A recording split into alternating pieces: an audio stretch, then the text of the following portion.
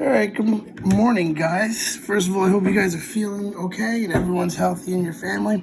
I miss you guys a lot, and hopefully this will only be a few days of this, a few weeks, and we'll be back in the classroom. All right, today we're going to do two hypothesis testing with the Z-test. So this stuff is all old stuff. Null hypothesis, HO, alternative hypothesis, HA. None of that stuff changes. All right, the only difference is now we're going to have two sets of data instead of one, which is what we did last unit. All right, this formula right here is what we're going to use. We'll only practice it once or twice. I'll do one with you, you'll do one by yourself, and then I'll show you how to use the calculator on the rest. All right, and if you have any questions after watching this video, please feel free to email me and we can go over what your questions are. All right, so the first example, we'll use the formula. So we're going to use a Z-test just like last time because we have the population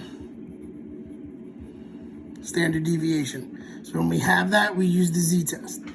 So reading through, we still need to figure out what HO and HA is, like we did in the last unit. So here it says a credit card watchdog claims that there is a difference in the mean credit card. Difference means not equal to. So the only thing different how we write it is we're going to do mu1 is not equal to mu2. And this will be your claim. And then remember HO is the opposite, so it would be equal to. Also remember, if we're not using the calculator, we need to know if it's left tail or right tail or two tail. Remember, since it's equal to, this will be two tail. All right, now to the formula. So Z equals X1 bar, so your mean 1, 4777, minus your mean 2, which would be 4866, minus your mu1 minus your mu2. Now, since we're saying that they're the same, that would just be 0. Okay, because they're the same. Over the square root. So that formula up here, right here, to do this part, that's where we use this formula right here. Again, it's a little confusing, but we'll only do it for 1 and 2, and then you'll use the calculator for the rest. So I'm going to do the square root, okay, of my population standard deviation of the first one, squared, so 1045 squared,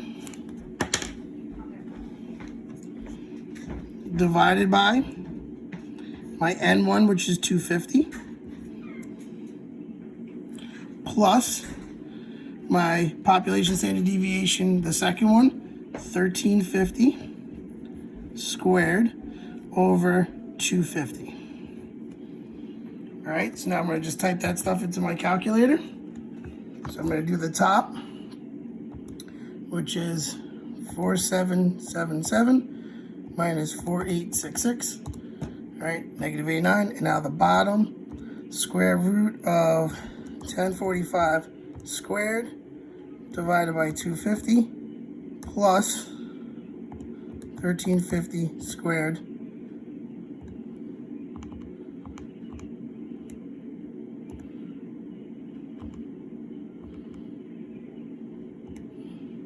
squared divided by 250. I get that, and I do negative 89, because that's what I got up here, divided by my answer. So my Z-score is negative 0.82. All right? Now we got to use second vars again. So second vars, normal CDF, lower is negative 1 e to the 99. Upper is going to be negative 0.82. Leave your mu and your population standard deviation the same, and you get 0.206. So now my P is 2 times that because we are two-tailed. So I times by 2, and I get 0.412. Now we compare 0.412 compared to the level of confidence, which is 0.05. So obviously 0.412 is bigger. We're accepting HO. So now we go back to the question, do the results support the group's claim? Well, if this is the claim and I'm supporting HO, then I'm rejecting the claim. So I'm gonna write, let me slide it over so you can see it. I cannot support the claim. All right, so that's how we do the first one with using the formula. Now, number 2 also has the formula, so you guys can work on that one on your own. But I'm gonna do number 3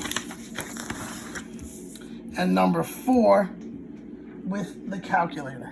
Actually, I'll do number 3 and then I'll do number 5. Only because number 5 doesn't have the list like it is here.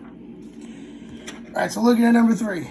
Travel agency claims that the average daily cost of the meals and lodging for vacation is less than the one in Virginia. So that would be HA. So I'm gonna have mu1 is less than mu2. And that's my claim.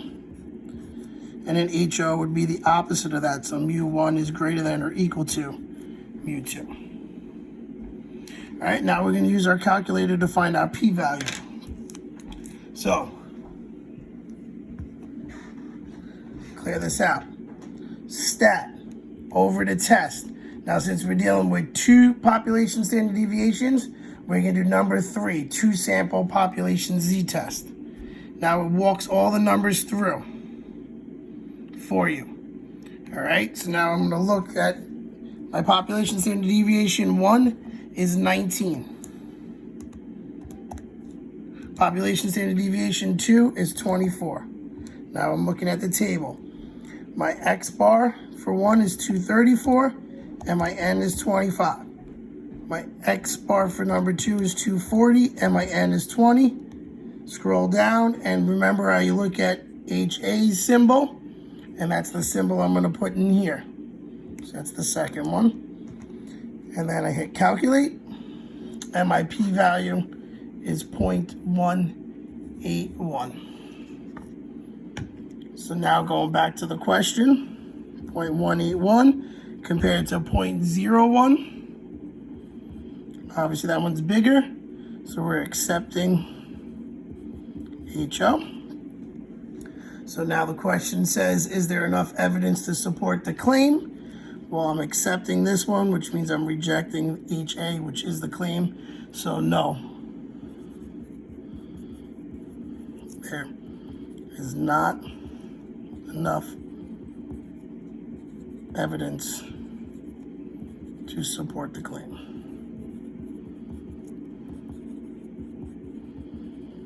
All right, so that's how we use the calculator. I'm gonna do one other one, number 5, just to show you, because that one doesn't have a table, and I know some guys are gonna say, well, it doesn't have a table, so how do I do it? All right, so let's take a look. Number 5. All right, so if we go to the bottom of this question, can the engineer support the claim that the mean braking distances are different than for the 2 types of tires? So when it says different, that means not equal to. So that would be HA. So mu1 is not equal to mu2. That is my claim. And HO would be mu1 is equal to mu2. All right. Now, let's go right to the calculator. Stat, test, number 3.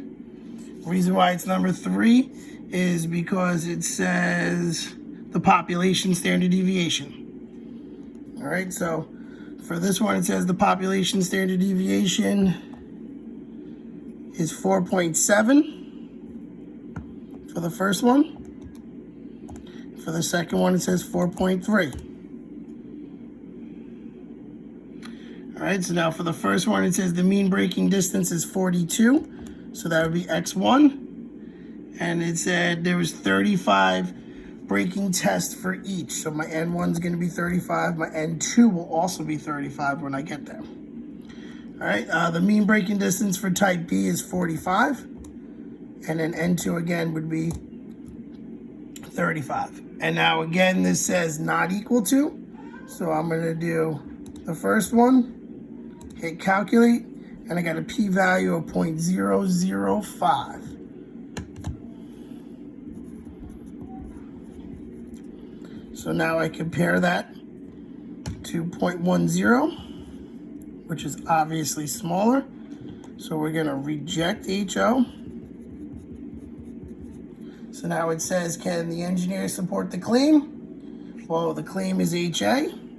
So if we're rejecting HO, we're accepting HA. So yes, the engineer